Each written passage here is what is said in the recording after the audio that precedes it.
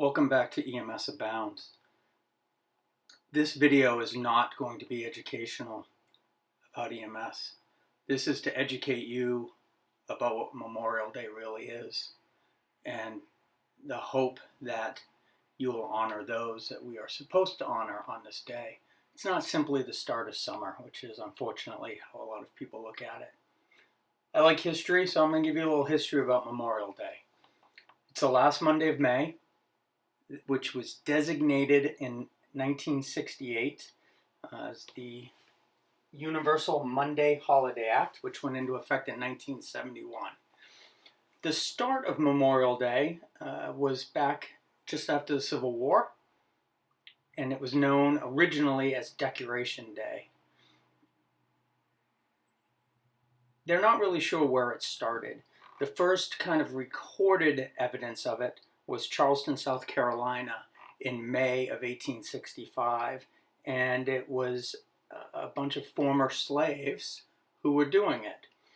However, later on in 1866, General John Logan, which was the leader of an organization for Northern Civil War veterans, called for this day of remembrance, known as Decoration Day. And I quote, "The 30th day of May, 1868, is designated for the purpose of strewing with flowers or otherwise decorating the graves of comrades who died in the defense of their country during the late rebellion, and whose bodies now lie in almost every city, village, and hamlet church in the land."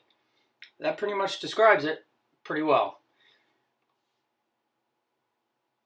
Since it became an official federal holiday in 1971, and ever since the Civil War, it's observed with parades.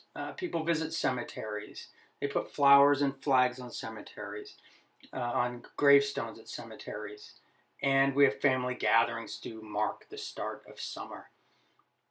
The first national cemeteries came about after the Civil War because in the late 1860s, we had a ton of these graves because the Civil War was certainly, at that time, the largest war we had as far as numbers of dead. And to this day, it still exceeds any other war that we've had. The 30th of May was chosen originally because it stood alone. There were no other battle anniversaries. So it was a day all on its own where everybody could be remembered.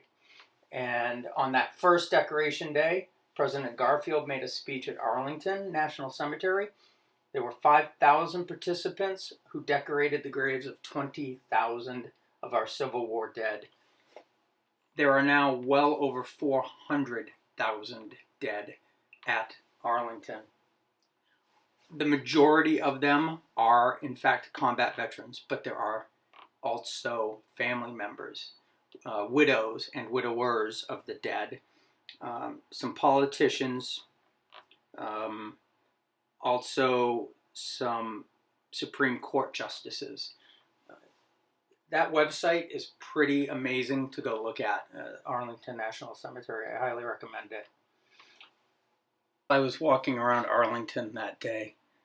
I had to walk around an area to be respectful, and it was crushing because this lady was sitting in a lawn chair in front of a gravesite, and I don't know how long she was there before I saw her, but over the next 20 minutes I know she never moved. And you can go read stories about this, and mothers taking their kids, and why, dads taking their kids to see their parents' gravestones. Something that's kind of unique at Arlington and at the some of the other national cemeteries is that at Arlington, what's going on right now, this is Thursday night before Memorial Day weekend, that starting this weekend or tomorrow, they have what's called Flags In. The 3rd U.S. Infantry Regiment, which is also known as the Old Guard, places more than 228,000 flags on the graves of the veterans. They'll be gone Tuesday morning when it opens. So at dark on Monday night, the flags will be there. And Tuesday morning, when the cemetery opens, all 228,000 will be removed. These guys soldiers do some incredible work as far as that goes. Now, I went to Arlington last month. I've been several times. The last time was probably 20 years ago, though. And as many times as I go, it never fails to move me. Whether it's a changing of the guard or just walking through the cemetery and reading names and dates and seeing fathers buried next to sons. You know, fathers killed in Vietnam, sons killed in Afghanistan or Iraq. Or sons killed in Vietnam and fathers who died 25 years later. Husbands next to wives, husbands with a couple of wives. Anyways, it's very moving, and every place you look, it's perfect. They do an incredible job honoring our dead there. One of the, I guess, highlights of my trip to Arlington this year was it's the first time I've been there since 2007. For 20-something years, from probably the age of 20 until I was about 40, I wore a POW MIA bracelet on my right wrist. And I wore this bracelet until I could not wear it anymore. It had grown so sharp on the edges. I have scars on my wrist from it. I kept duct taping it in places, and finally I had to take it off and stop wearing it. And his name is James D Williamson.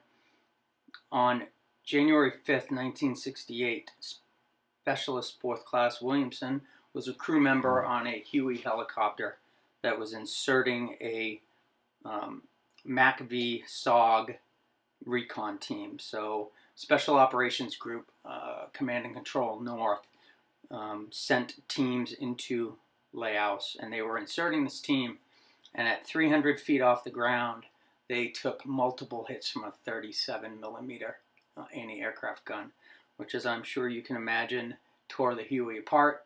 It went nose down and crashed into the ground and burst into flames. Due to enemy fire, they were never able to actually investigate the scene well or recover remains, but helicopters that did come in over the next 48 hours trying to do so said it was basically just a clump of molten metal at that point. But they were declared missing in action at the time because it could not be verified that they were dead. Between 1996 and 2006, they made 5 different trips to that crash site and recovered enough remains, and I quote, this was an August 6, 2007 press release from the U.S. military, that, quote, group remains have been recovered and identified. And on August 14th, these soldiers and 4 Laotian nationals who were unidentified were buried together under one marker at Arlington. And so this was the first time I got to go stand next to James D. Williamson. He was promoted during the time he was listed as missing and is now listed as a sergeant first class. He left behind a daughter who I'm sure didn't know him. She was pretty young. Anyways, I hope they rest better knowing that he's been brought home. The rest of these photos of Arlington are just, some of them are famous people, Medal of Honor winners. John D. Basilone. If you look at Gunny Basilone's grave, he won or was awarded the Medal of Honor for action on Guadalcanal.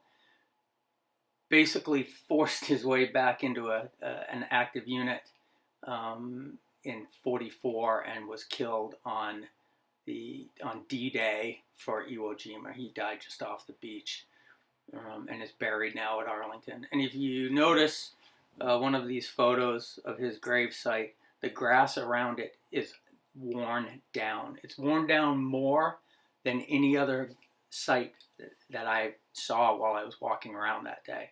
He gets visited a lot. And in fact, on top of his gravestone were U.S. Marine Corporal chevrons and First Lieutenant bars. He died in '45. This is 2021. Marines still go pay their respect to him this very day. And a couple of more that I visited, Greg Boyington, made famous by the TV show Black Sheep Squadron, and